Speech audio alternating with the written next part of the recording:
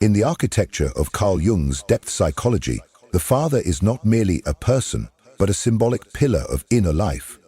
If the mother reflects our origin in the unconscious, emotion, instinct, and the great womb of creation, then the father stands as the force that beckons us into consciousness. He represents law, structure, boundaries, and moral and spiritual orientation compass.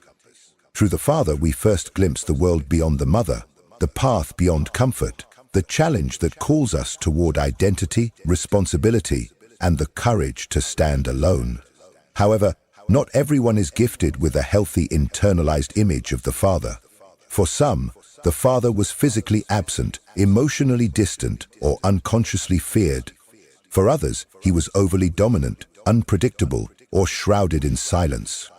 In these cases, the father archetype becomes fractured within the psyche, leaving the adult child with no true inner compass, struggling with self-doubt, blocked ambition, and a haunting sense of inadequacy. When the voice of the father is distorted or missing, one may live without direction, or worse, imprisoned by internalized authority figures they neither trust nor understand. Jung warned that what remains unconscious will rule our lives as fate. If we do not confront the image of the father within us, we risk projecting his shadow onto every boss, partner, institution, or god we meet. We may rebel compulsively, submit blindly, or live in quiet resentment, forever seeking the approval or permission we never received. These patterns do not originate in logic. They are born in the invisible landscapes of the soul, shaped by early impressions, emotional absences, and ancestral silence. To truly heal, we must be willing to look inward and ask, what did my father mirror to me about who I am? What part of me still waits for his voice, his blessing, or his correction? This journey is not about blame or revenge. It is a sacred reckoning. It is about reclaiming the father within, not as a tyrant, but as an ally of inner strength, clarity, and mature selfhood. For anyone who has felt stuck in cycles of self-betrayal, fear of failure, or emotional paralysis, this exploration may unlock the invisible door between who you have been and who you are meant to become. In the quiet corners of adulthood, many people carry a subtle confusion they cannot name. They work hard but feel directionless. They strive, achieve, and yet feel as though their lives are not truly their own. They long for clarity, but find themselves second-guessing every decision, searching for validation, approval, or a guiding hand that never fully arrived. Beneath the surface of these struggles lies a deeper psychological pattern, the state of an unformed or fractured relationship with the father archetype. Carl Jung saw the father not only as a man or a memory, but as a profound psychic figure rooted in the collective unconscious. This archetype, he taught, represents the essential qualities that bring order to inner chaos: structure, discipline, guidance, law, and the call toward personal sovereignty. To Jung, the father archetype is the builder of bridges between the self and the world. It is the energy that pushes us from dependence into responsibility, from instinct into purpose, from emotional fusion into clarity of thought. The father does not simply protect, he challenges. He says, "Become who you are, take up your cross, carve your own path." But what happens when this archetypal father figure is damaged or missing in our inner world? When the one who was supposed to set the framework for our becoming failed to show up, showed up in fearsome ways, or was trapped in his own inherited wounds. The effects are not always loud. In fact, they are often quiet and disguised. A man may become overly rigid, hiding fear behind control. A woman may sabotage her confidence in male-dominated spaces, unsure whether her voice has weight. Adults may carry an invisible leash around their sense of ambition, unable to feel entitled to success, authority, or leadership. The inner architecture of their psyche trembles, not because they are weak, but because the blueprint of the father within them remains incomplete. Jung warned that the absence or distortion of the father archetype results in more than a father wound. It becomes a rupture in the soul's capacity to orient itself in life. Without a healthy inner father, individuals may find themselves floating in uncertainty, rejecting authority while secretly craving it, fearing discipline, yet feeling lost without it.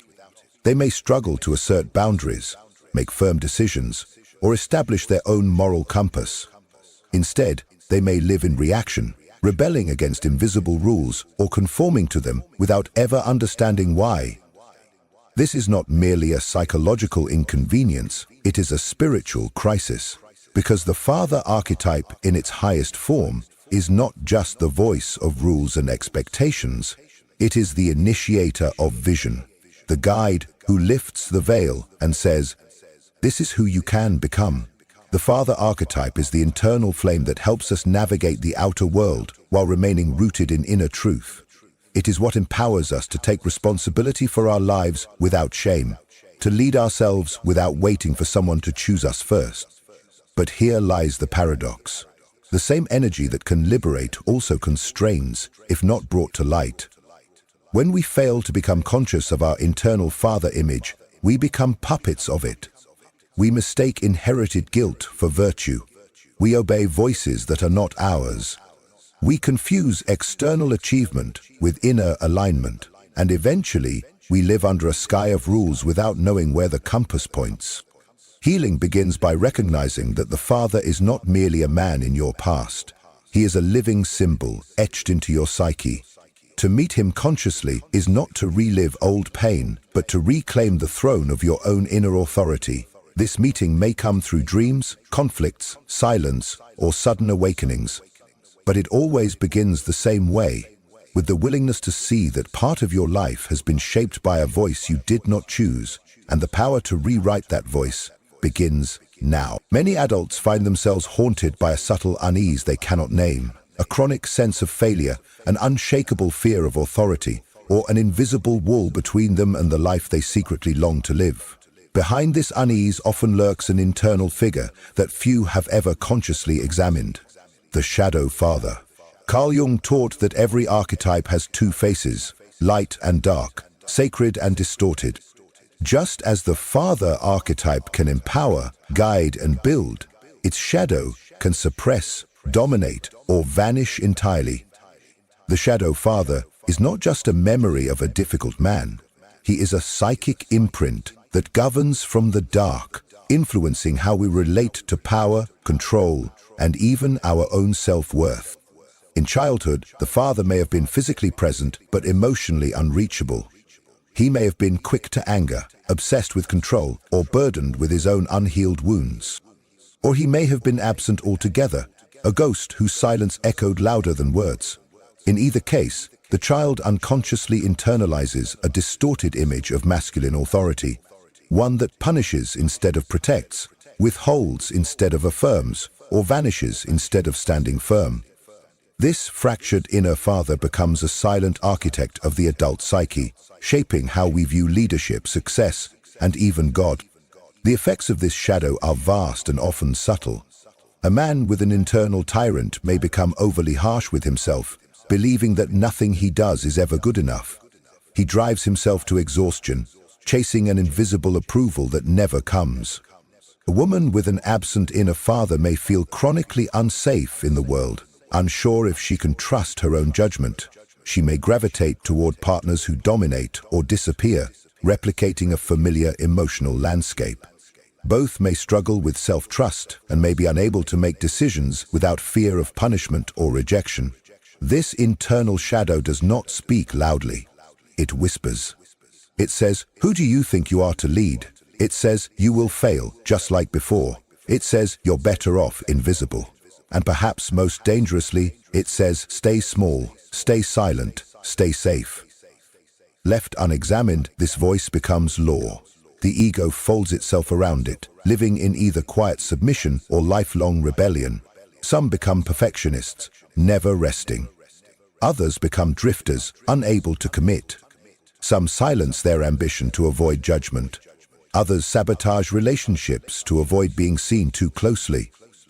Jung warned that the shadow father must be brought into conscious awareness, or it will continue to rule our inner world like a tyrant hiding behind the throne. Confronting this shadow is not about blaming the real father, but about liberating ourselves from his unresolved energy. It is about separating the man from the symbol, the memory from the meaning. It means acknowledging the pain, the disappointment, the rage, and then choosing not to pass it forward. This confrontation is not easy. It can feel like betrayal. It can feel like standing alone in a storm, tearing down an old temple that once felt sacred. But in that rubble, something essential is found. Your own voice, your own values, your own right to live without fear. The Shadow Father may have taught you limits, but he also holds the key to your strength. For only by facing the tyrant or the ghost within can you reclaim the throne of your life and begin to lead yourself not in fear, but in truth. There comes a moment in adulthood when we realize that our biggest enemy is not out there in the world, but inside our own heads. It is the voice that interrupts inspiration with doubt, that demands perfection before we even begin, that whispers shame just when we are about to rise. This voice often wears the tone of logic or reason, but beneath it lives something older, a psychic imprint from the past. Jung called this the internal father, a psychological figure formed in childhood, absorbed through the presence or absence of the real father and embedded into the architecture of the unconscious. This internal father does not retire with age. He lingers, he speaks, and unless examined, he quietly becomes the ruler of the inner world. The formation of this inner father begins early. Through every look of approval or silence of rejection, through every rule enforced or boundary neglected, the child begins to construct a mental image of what power means, what love looks like, and what is expected of them to be worthy. If the father was kind but inconsistent, the voice becomes anxious.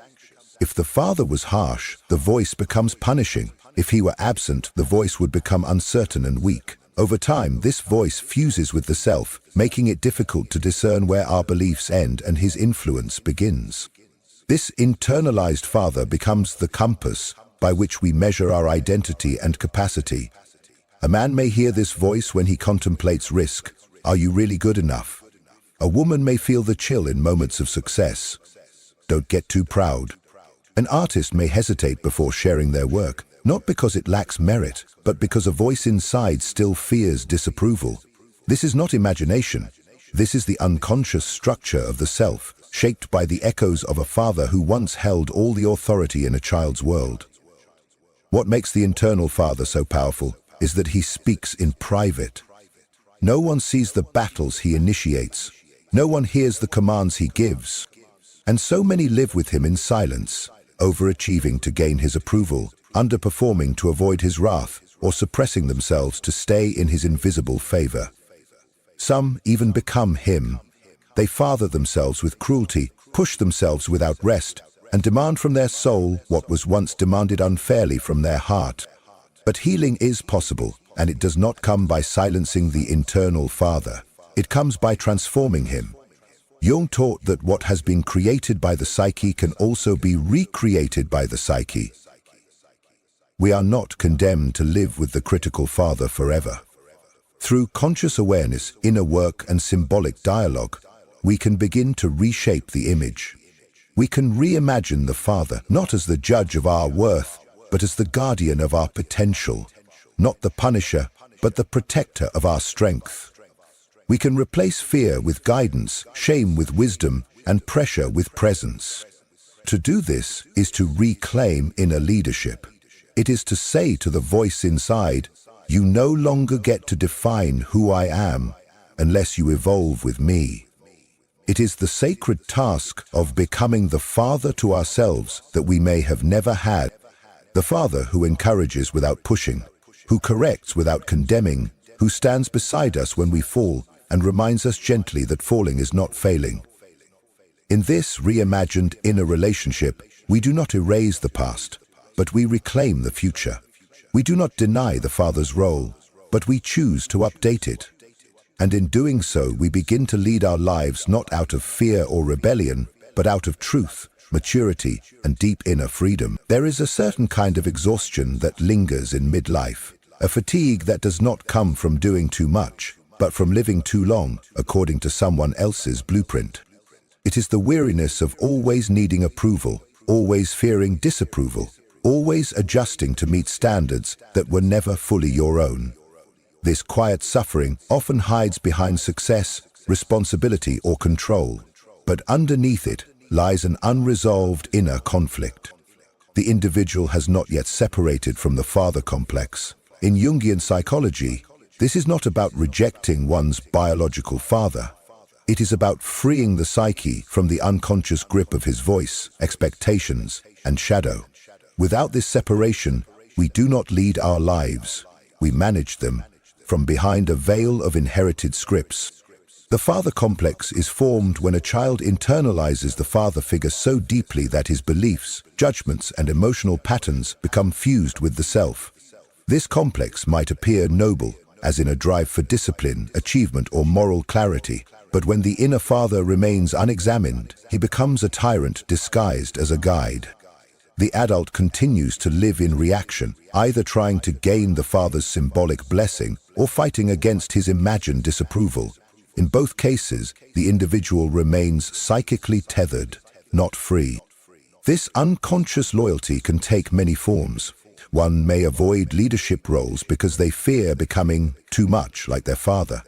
Another may become obsessively driven, trying to finally be enough in the eyes of a man who is no longer watching. Still others may live with a quiet bitterness, rejecting authority entirely, only to find themselves repeating the very patterns they vowed to escape. Jung warned that without symbolic separation, one becomes trapped in a revolving door, swinging between rebellion and submission, never arriving at true self-governance. The turning point begins not with rejection but with recognition. It begins the moment you realize that the voice you fear disappointing is no longer external, but internal. The rules you follow were not chosen, they were absorbed. And that the life you are living may be based more on survival than authenticity.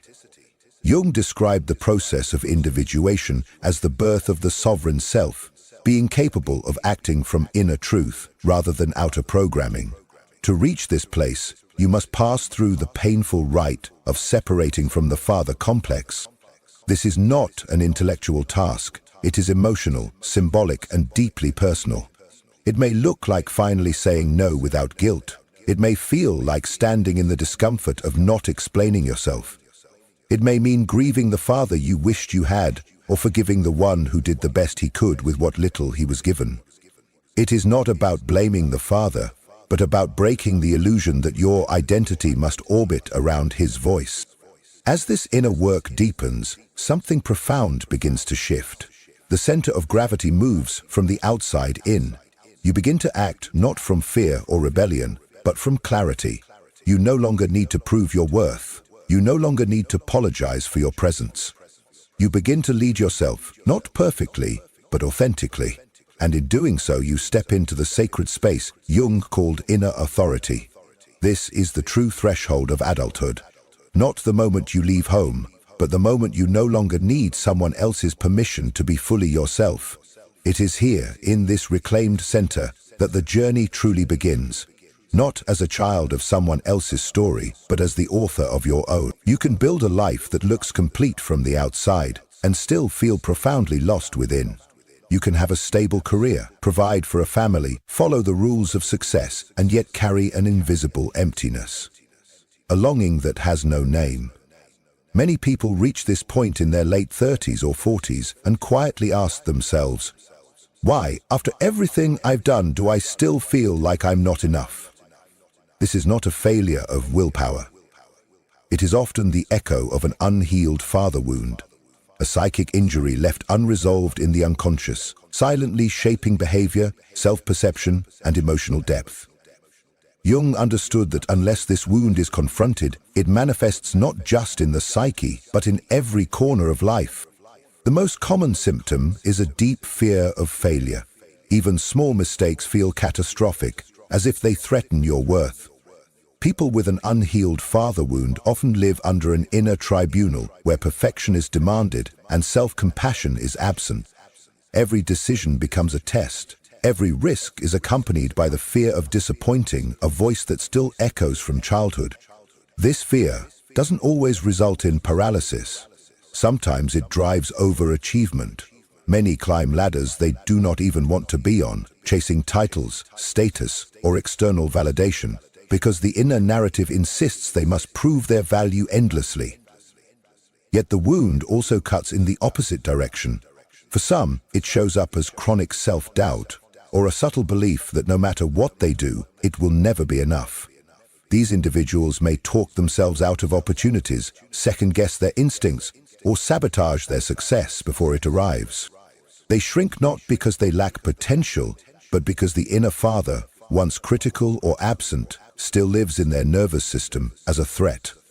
This wound often affects how we relate to authority.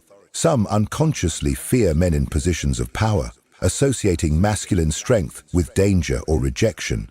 Others reject all authority outright, not because it is oppressive, but because it reminds them of a father who controlled, judged, or disappeared. Jung warned that what is not made conscious will be projected outward. We either recreate the emotional dynamic of our early father relationship in bosses, leaders, or partners, or we reject those dynamics and find ourselves unable to collaborate, trust, or lead. The wound also creates a block in emotional intimacy. Many who carry it struggle to express vulnerability or softness. They may feel uncomfortable with their own sensitivity or disconnected from the feminine within themselves. Men, in particular, may feel trapped between being strong enough and emotionally present, fearing that to be open is to be weak. Women may reject their softness or overcompensate with independence, believing that needing someone is dangerous. In both cases, the tender, receptive parts of the psyche are locked away, guarded by the fear of being judged, dismissed, or shamed, just as they once were. Perhaps the most heartbreaking symptom is the persistent sense of being unworthy. Even after years of effort and external success, many live with a subtle belief that they are still not good enough. They look for praise but do not believe it when it comes. They are given love but struggle to receive it. They try to rest but cannot relax. This never enough feeling is not the truth of who they are. It is the residue of a bond where love was conditional or, worse, absent. And until it is named, felt, and healed, it becomes the silent architecture of a life built in pursuit of a father's elusive blessing. But there is hope. As Jung taught, the wound is not the end of the story. It is the beginning of transformation. When you finally face the father within, his absence, his voice, his pain, you begin to reclaim what was never given. You stop chasing the man who never said, "I see you," and instead, you become the one who sees yourself clearly. This is the hidden gift of the father wound. Beneath the pain lies the invitation to step into your own authority, to redefine what strength, love, and worth truly mean, and to live no longer from the wound, but from the wisdom it reveals. There comes a point in every life where running is no longer an option. You may have spent decades avoiding the wound, achieving in spite of it, numbing the pain of it, or pretending it never existed.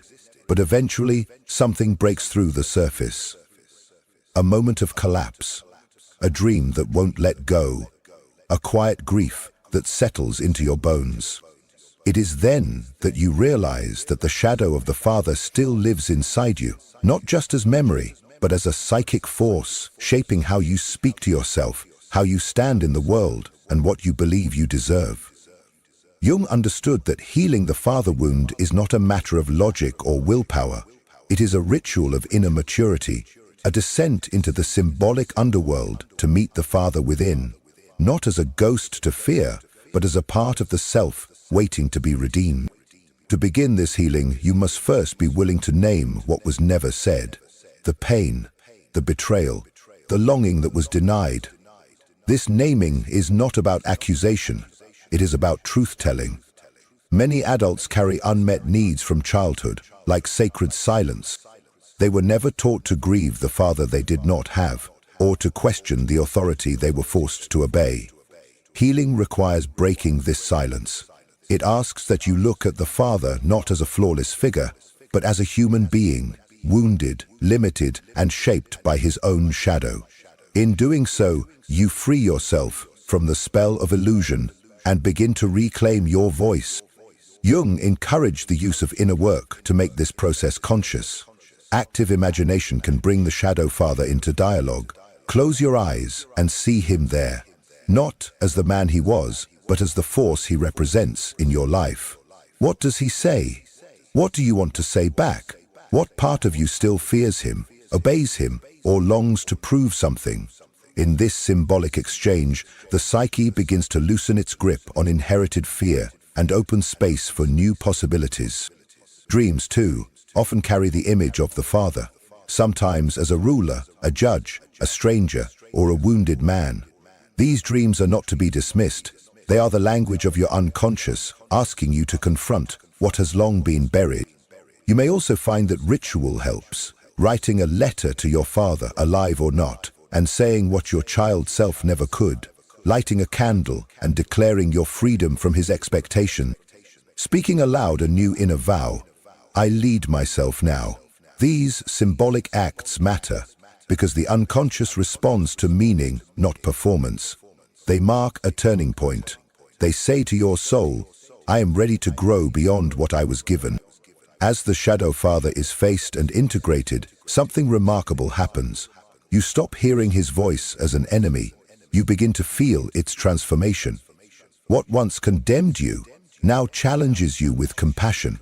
What once withheld now protects. The shadow father, once feared, becomes the foundation upon which you build inner authority. He no longer speaks from the pain of the past, but from the wisdom that emerges when the past is honored and released. This healing is not quick and it is not linear. Some days you may feel liberated, others pulled back into old scripts. But each time you choose awareness over reaction, expression over repression, you are breaking the chain. You are becoming the adult the child inside you once prayed for. And in doing so, you are not just healing the wound.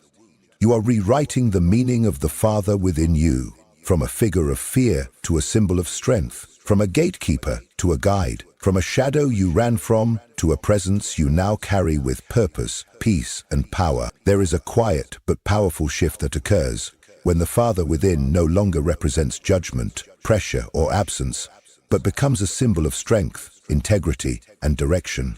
For many, this transformation marks the true beginning of adulthood.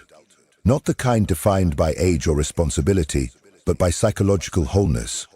When the father archetype is healed and integrated, something profound takes place within the psyche. The individual no longer moves through life driven by the fear of failure or the ache for approval. They stop performing for a ghost and begin living for something far more sacred, their own truth. In Jungian terms, this is the emergence of the creative will, an inner force rooted not in rebellion or compensation, but in conscious alignment with one's deeper self. For years, you may have confused ambition with anxiety. You may have mistaken productivity for self-worth, or overcompensated in order to feel seen. You may have feared resting, as if still trying to impress a father who never noticed, or prove wrong a father who always doubted you. But once the shadow is integrated, and the wound is met with compassion, that frantic energy begins to dissolve. You no longer need to chase an invisible standard. You begin to trust your own voice. You become capable of standing tall without hardening, of leading without dominating, of creating without begging for permission. This is the father archetype in its elevated form, not the punisher, but the protector of your purpose. The healed father is a quiet presence within. He is the voice that steadies you when chaos threatens your center. He does not push you to prove your worth, but encourages you to remember it. He knows when to speak and when to listen, when to challenge you and when to simply witness your becoming. This inner father becomes the structure that supports your creative flow. He provides boundaries not to control you, but to protect what matters most. He reminds you that power is not force, it is presence. It is the ability to hold your ground without needing to overpower anyone else. With this integration, something else begins to awaken, the capacity to act with clarity. You no longer need the world to validate your choices. You begin to make decisions from a place of inner authority, not external pressure. Your goals feel aligned with your values, not dictated by unhealed expectations. This is not the absence of fear, but the ability to move through it. This is not the absence of pain, but the refusal to be defined by it. You begin to realize that freedom is not the rejection of all limits, but the conscious choosing of the ones that serve your soul. This maturity radiates through everything. In your work, you bring intention instead of urgency. In your relationships, you offer strength without rigidity. In your spiritual life, you walk with humility, not because you are small, but because you are finally whole.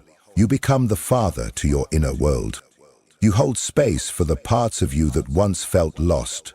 You lead from within, not to impress anyone, but to honor the life you are given. And perhaps most importantly, you begin to create, not just tasks or output, but a life that reflects who you truly are, not who you were told to be, a life that aligns with your heart's rhythm and your soul's calling. This is what it means to integrate the Father. It is to stop living in reaction and start living in creation.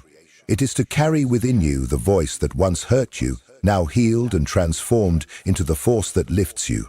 This is not the end of the journey, but it is the moment you step forward not as a wounded child, but as a sovereign adult. Clear-eyed, grounded, and free. The wound is not just a chapter in your past. It is a pattern inscribed into the deep architecture of your psyche, shaping how you move through the world, how you relate to power, and how you define yourself when no one is watching. For many, it is not the memory of what the Father said or did that lingers, but the silent inheritance of what was missing. Support unoffered, affirmation withheld, presence never given. Carl Jung taught that true adulthood does not begin with age or achievement, but with the bold decision to confront what lives inside you unexamined. When you face the distorted father within, the voice that punishes, the silence that shames, or the absence that left you untethered, you begin the sacred journey toward inner sovereignty. Healing the father wound is not about casting blame, it is about breaking the spell that tells you your worth depends on external approval, the belief that you must earn your place by perfection, compliance, or rebellion. It is not a rejection of the Father, but a release of his unconscious grip on your identity. In facing the shadow father, you reclaim the right to lead yourself, not from fear or duty, but from purpose and integrity. This is not a loud revolt. It is a quiet revolution of the soul. As you integrate the archetype, something inside begins to settle. You are no longer torn between seeking validation and fearing judgment. You begin to live